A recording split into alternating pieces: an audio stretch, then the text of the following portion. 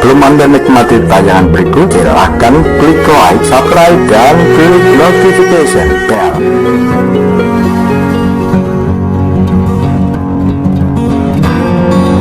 Berikut 5 jenderal yang pernah berkonflik dengan Soeharto dan berbuntut panjang ke belakang hingga kehidupan pribadi mereka dipersulit oleh sang penguasa Orde Baru.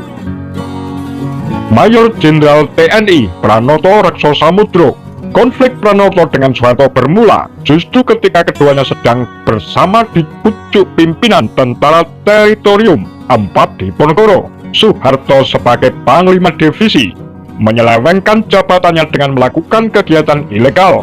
Menurut Pranoto, sebagaimana dikutip Salim Said dalam Gestapo 65, PKI Aidit Soekarno dan Soeharto, penyelewengan Soeharto berupa barter liar, monopoli cengkeh dari Asosiasi Pabrik-Pabrik Rokok Kretek Jawa Tengah, PPRK, lalu penjualan besi tua, scrap material, yang disponsori oleh orang-orang Tionghoa. Yang dalam melakukan kegiatan ilegal itu, Soeharto menggunakan fasilitas seperti truk milik Tentara Teritorium 4. Mengetahui hal itu, selaku Kepala Staf Pranoto dan Komandan CPM Tentara Teritorial 4, Letnan Kolonel Sunario, langsung menginvestigasinya. Hasil investigasi kemudian dilaporkan Pranoto ke Kepala Staf Angkatan Darat Jenderal Nasution, yang hampir menghadiahi Soeharto dengan pemecatan. Sementara Soeharto menjalani hukuman dengan tugas belajar di Bandung, Pranoto naik menggantikan dirinya sebagai Panglima di Ponorogo.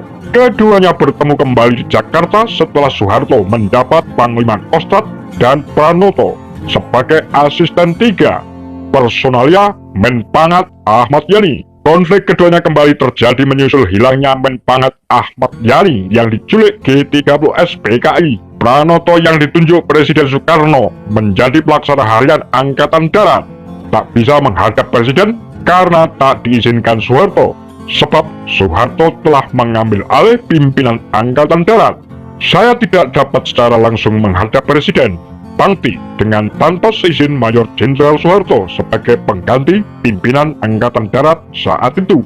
Akan tetapi, Mayor Jenderal Soeharto selalu melarang saya untuk menghadap Presiden, Pangti, ujar Pranoto dalam memoir Mayor Jenderal Raden Pranoto Rekso Samudro. Soeharto kemudian mematikan karir Pranoto dengan menjadikannya perwira tinggi, diperbantukan pada Kepala Staf Angkatan Darat pada Februari 1966. Soeharto benar-benar mematikan Pranoto, karir maupun pribadi, lewat surat perintah penangkapan atau penahanan nomor 37/2/1966 tertanggal 16 Februari 1966. Soeharto menangkap Pranoto. Soeharto menganggap Pranoto terlibat G30S. Bukti yang menjadi dasar penahanan Pranoto adalah sepucuk surat dari Kolonel Latif yang berada dalam persembunyian setelah kegagalan Gestapo.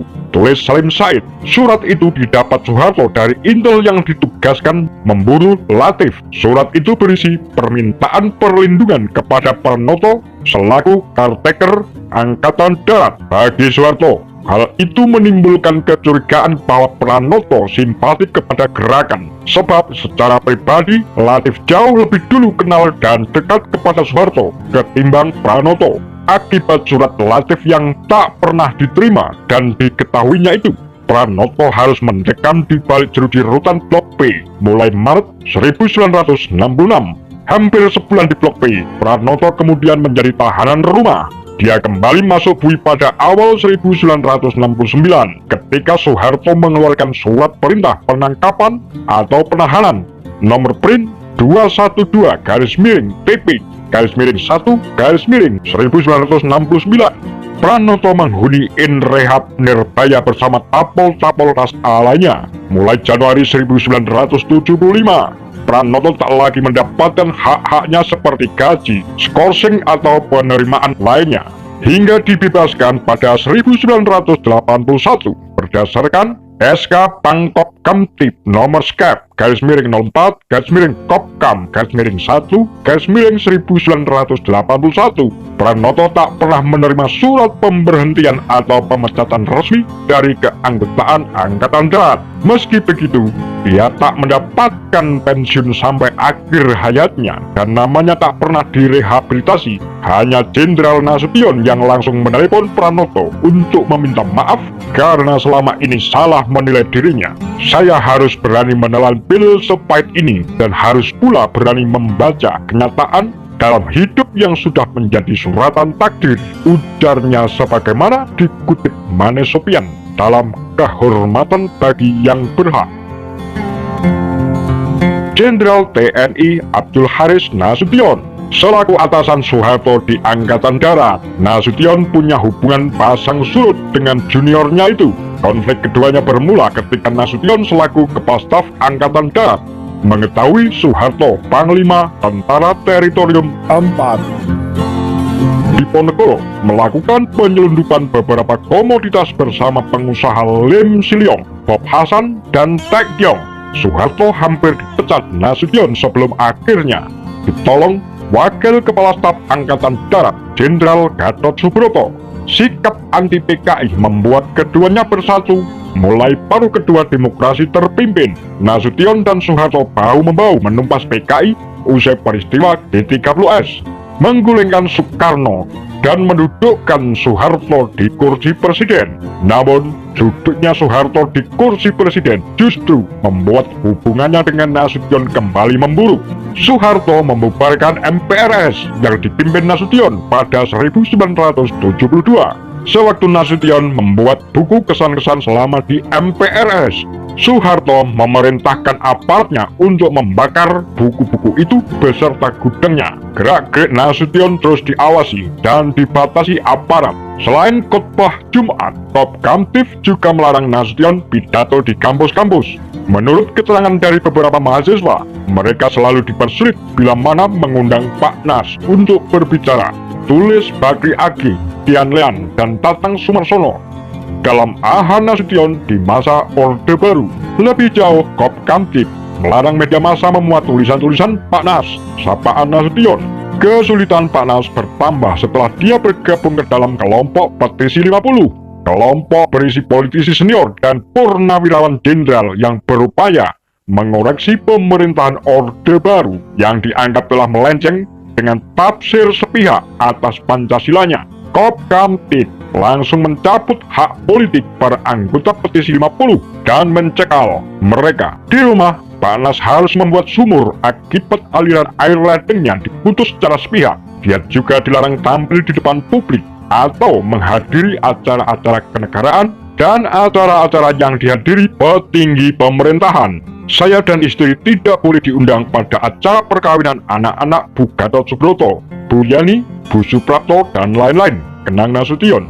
Saat melayat Adam Malik, Pak Nas langsung didorong anggota Pas Pampres ketika hendak menyolatkan jenazah dan diperintahkan keluar. Alasannya saat itu, Wakil Presiden Umar Wirahadikusuma, ajudan Nasution semasa revolusi, sudah akan masuk ke rumah duka. Pak Nas pun menilai tuduhan penguasa bahwa para penandatangan Petisi 50 berkomplot untuk merebut kekuasaan sama dengan tuduhan PKI terhadap dirinya dan pimpinan Angkatan Darat semasa demokrasi terpimpin. Jenderal Polisi Hugeng Iman Santoso. Meski hubungan Hugeng dan Soeharto awalnya baik, keduanya akhirnya berkonflik. Kejujuran dan ketegasan Hugeng dalam memberantas korupsi, penyelundupan, dan beragam bentuk kejahatan mengusik cendana.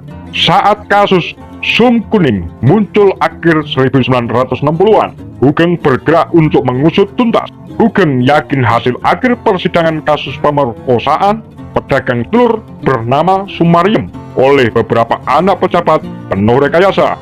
Alih-alih memberi keadilan terhadap korban, hakim justru menjadikan Sumariem tersangka. Hugeng langsung membentuk sebuah tim.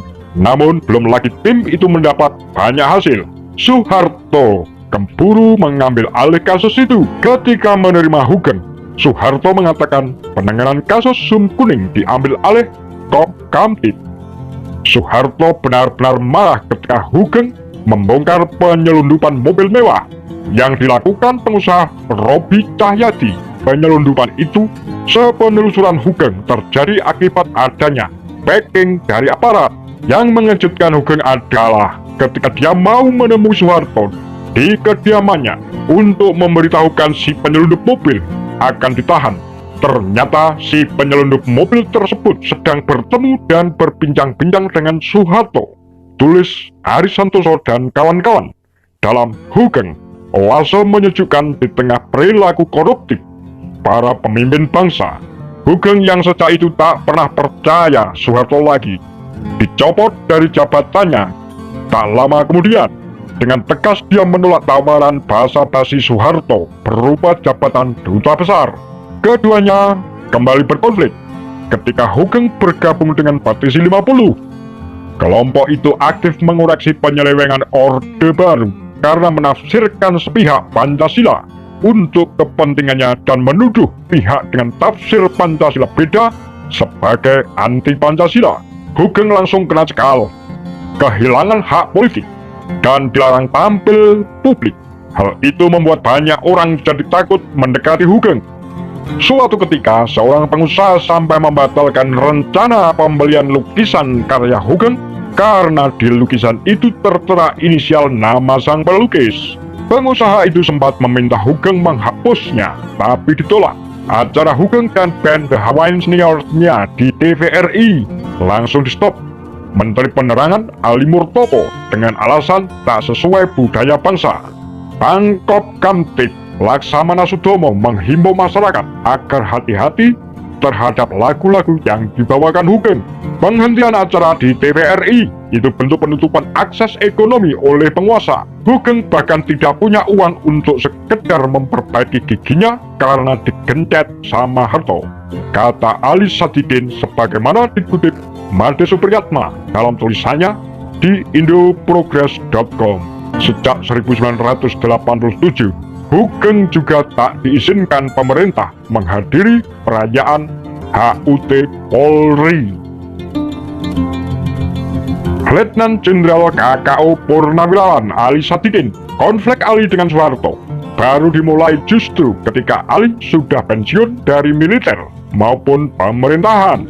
Konflik bermula dari upaya Ali dan beberapa pensiunan jenderal serta politisi senior menggagas pernyataan keprihatinan terhadap pidato Presiden Soeharto pada 1980.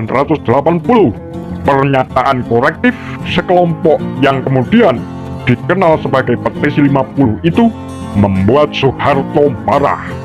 Lewat Kop Kamtib, Komando Operasi Keamanan dan Ketertiban yang dipimpin Laksamana Sudomo, Junior Ali di Angkatan Laut, Soeharto langsung bertindak. Awalnya Soeharto sempat memerintahkan Sudomo untuk menangkap Ali. Sudomo menolak dan sebagai gantinya, dia mempersona non gratakan atau secara perdata Ali. Sama seperti penanda tangan Petisi 50 lainnya, Ali langsung kena cekal saat hendak mengantarkan istrinya berobat ke Belanda tahun 1986. Dia dihalangi imigrasi. Ali bahkan tak mendapat izin untuk menunaikan ibadah haji. Penguasa juga melarang Ali menghadiri acara-acara kenegaraan atau perayaan hari-hari nasional. Pemerintah bahkan meminta kedutaan asing di Jakarta untuk tak mengundang Ali dalam acara-acara mereka. Yang konyol, Ali tak diizinkan hadir dalam perayaan pembukaan Pekan Raya Jakarta, PRJ. Meski acara tahunan ibu kota itu buah gagasan Ali semasa menjabat Gubernur DKI. Di ranah privat, Ali mendapat larangan menghadiri resepsi-resepsi yang dihadiri Presiden. Akibatnya, kata Ali di dalam pers bertanya, Bang Ali menjawab, "Orang yang sudah mengundang saya memohon agar undangan yang sudah diberikan dianggap saja tidak ada, dan karena itu dia memohon maaf." Belakangan ada juga yang mengatakan tetap mengharapkan kehadiran saya, tetapi jamnya ditentukan. Persona non grata tak hanya menimpa Ali pribadi, tapi juga keluarganya. Boy Sadikin, putra sulung Ali, merasakan betul kesulitan yang ditimpakan pemerintah saat dia hendak meminjam dana dari bank untuk modal usaha. Pengajuannya berulang kali selalu menemui penolakan. Pemerintah sengaja menutup akses pinjaman bank, terutama bank negeri, kepada keluarga Ali. Hal itu diketahui setelah Ali menelepon direktur sebuah bank dan menanyakan alasan mengapa pengajuan kredit anaknya selalu gagal. Letnan Jenderal TNI HR Darsono sebagai salah satu panglima andalan Soeharto ketika berupaya menggulingkan Soekarno, Darsono jelas memiliki hubungan manis dengan Desmalen Jenderal. Soeharto mengangkat Darsono menjadi Panglima Siliwangi, menggantikan Ibrahim Aji, seorang panglima dengan reputasi anti korupsi dan pendukung Soekarno, sebagai hadiah dari jasa yang telah diberikannya. Konflik Darsono dengan Soeharto baru terjadi ketika Soeharto sudah 10 tahun menjabat presiden dan Darsono menjabat sekretaris jenderal ASEAN. Ketika berpidato di depan eksponan 66 di Bandung, Januari 1978, Darsono melontarkan kritik terhadap pemerintah hukum ABRI yang dinilainya makin melenceng. Kritik Darsono langsung menuai kemarahan penguasa. Kemarahan itu makin bertambah karena Darsono enggan mengabulkan tuntutan permintaan maaf dari pemerintah. Akibatnya, Darsono pun mesti kehilangan jabatan di Sekjen ASEAN. Namun alih-alih berubah jadi jinak, Darsono justru makin membuat penguasa berang lantaran bergabung ke dalam forum studi dan komunikasi Posko TNI Angkatan Darat yang mengambil sikap kritis terhadap penguasa. Setelah Posko dibubarkan pemerintah, Darsono mendekat kepada Batesi 50. Meski tak menjadi anggota, hal itu makin membuat penguasa benci. Terlebih Darsono makin dekat dengan kalangan Islam. Setelah Darsono dan 22 tokoh mayoritas anggota Petisi 50 menandatangani pernyataan gugatan terhadap pembantaian kalangan Islam oleh ABRI dalam peristiwa Tanjung Priok, pemerintah lewat plot janggalnya langsung menangkap dia pada 8 November 1984 dan memeja hijaukannya. Darsono dituduh terlibat dalam komplotan Islam garis keras yang meledakkan BCA di Jakarta Kota. Meski kemudian mendapat pemotongan 3 tahun masa tahanan, Darsono yang tak pernah mau minta grasi kepada presiden harus mendekam 6 tahun di LP Cipinang. Begitu bebas tahun 1990, Darsono mengalami pengucilan sebagaimana musuh-musuh Orde Baru lain. Setelah meninggal dunia pada 5 Juni 1996 akibat tumor otak, pemerintah tak mengizinkan jenazah Darsono dimakamkan di Taman Makam Pahlawan Cikutra, Bandung.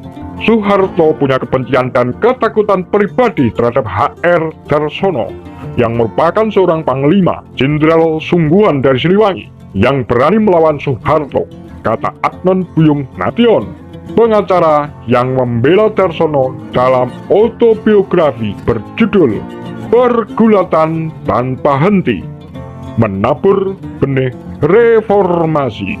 Demikianlah kura-kura.